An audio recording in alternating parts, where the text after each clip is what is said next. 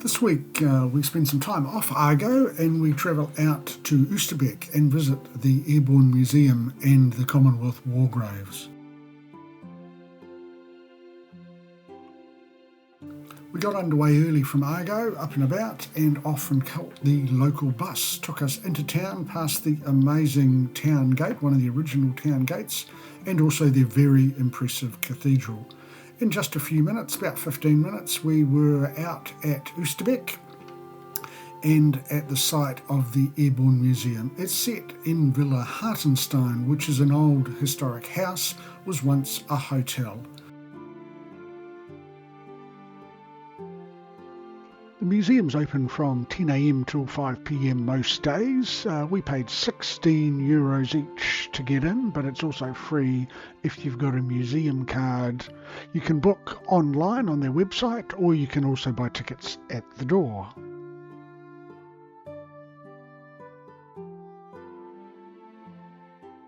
It is D-Day. The liberation of Western Europe has begun. By early September, large parts of France and Inside the museum there are a number of different exhibits, and they're all worth spending time exploring. The main permanent exhibit tells a day-by-day story from the original airborne landings from the paratroops, the British and Polish paratroops, right through to the eventual withdrawal across the Rhine River. There's extensive memorabilia, uniforms, weapons, and all sorts of random bits and pieces that really tell the story of the whole battle for Arnhem. In another part of the museum, there's also a quiet remembrance room. Now, we didn't film it out of respect, but it includes a lot of photos and medals from a number of the troops that fought during the Battle of Arnhem. It was certainly very somber and sobering to spend a bit of time in that room and just look at the people involved in the battle. There are also some excellent temporary displays at the museum. In 2025 there was one that focused on the forensic identification of war remains that are still being found to this day. And in 2026 they look at some of the heroic Polish fighters in the conflict. Once you've spent some time in the top two floors, it's certainly worth heading down to the basement for the amazing Arnhem experience. This takes you through a little bit of what it might have been like for some of the paratroopers as they dropped into Arnhem.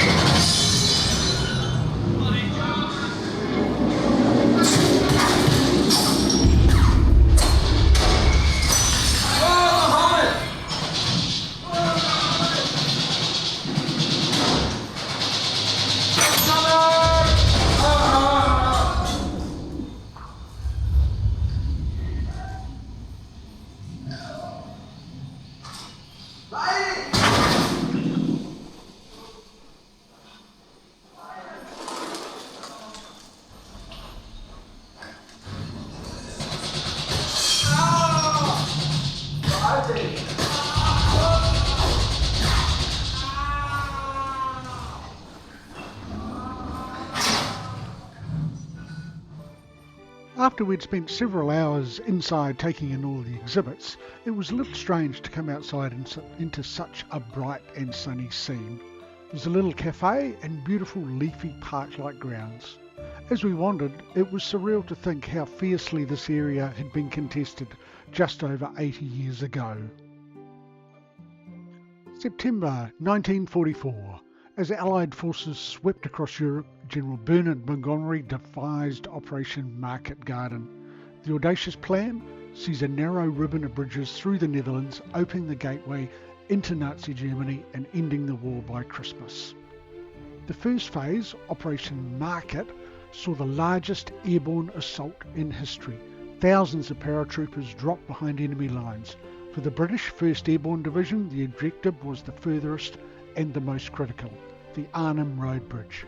But the intelligence was dangerously flawed, and Allied command ignored reports of heavily armed German SS Panzer divisions refitting in the area.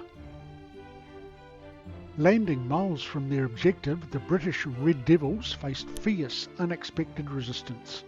Led by Lieutenant Colonel John Frost, roughly 740 men managed to reach the northern end of the Arnhem Bridge.